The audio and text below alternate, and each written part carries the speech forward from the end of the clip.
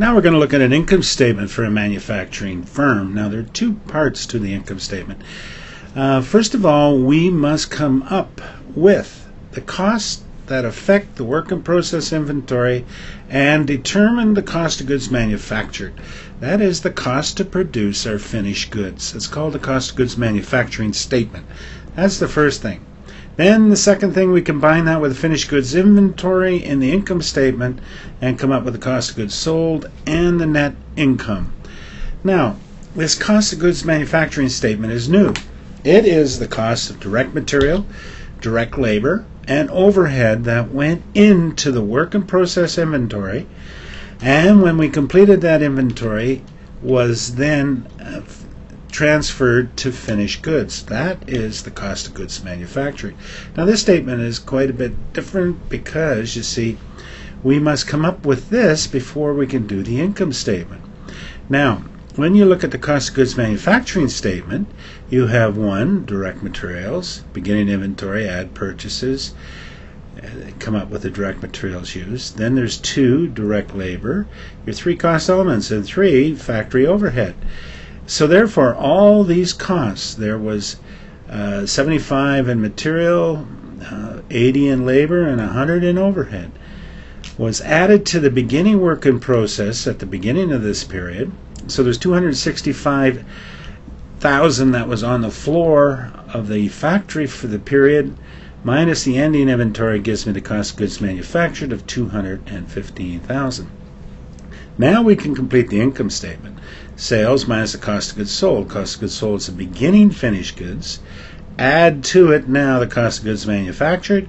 Gives me the total cost of goods available for sale. Subtract the ending inventory. And I have the cost of goods sold of 210, gross margin. And then from that, my period costs. Selling and admin to come down to my net income. Now contrast that with a merchandising statement. That is an income statement for a company that buys in merchandise and resells it. What they do is they just keep track of what they bought in under an account called purchases. So they have beginning finished goods inventory, but they add to it purchases. But a manufacturer has to add to it the cost of goods manufacturing. So you must become familiar with how the costs flow in a manufacturing firm.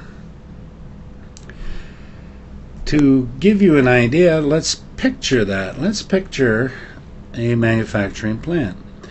Now, out here is the front office.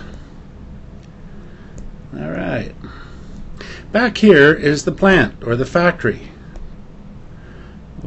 Plant or factory. Here's the back door.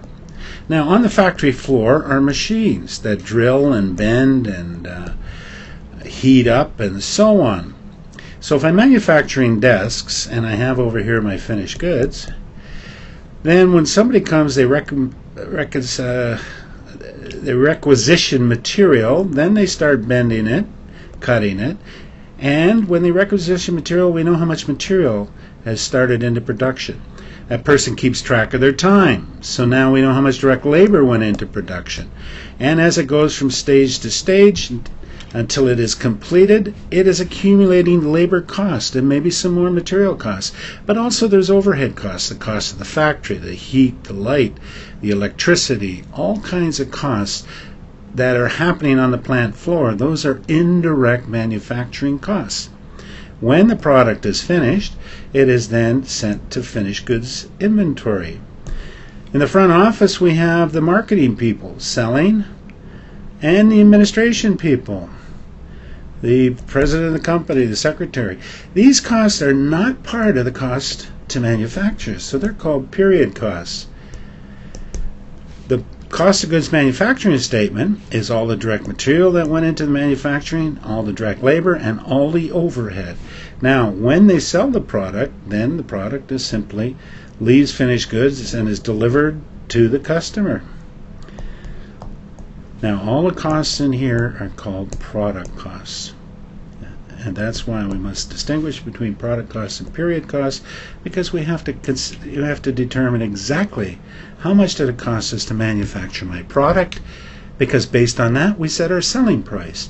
And if we have the wrong cost, we're going to have an inappropriate selling price, and we may not recover enough in the sale of our product to pay for all our costs.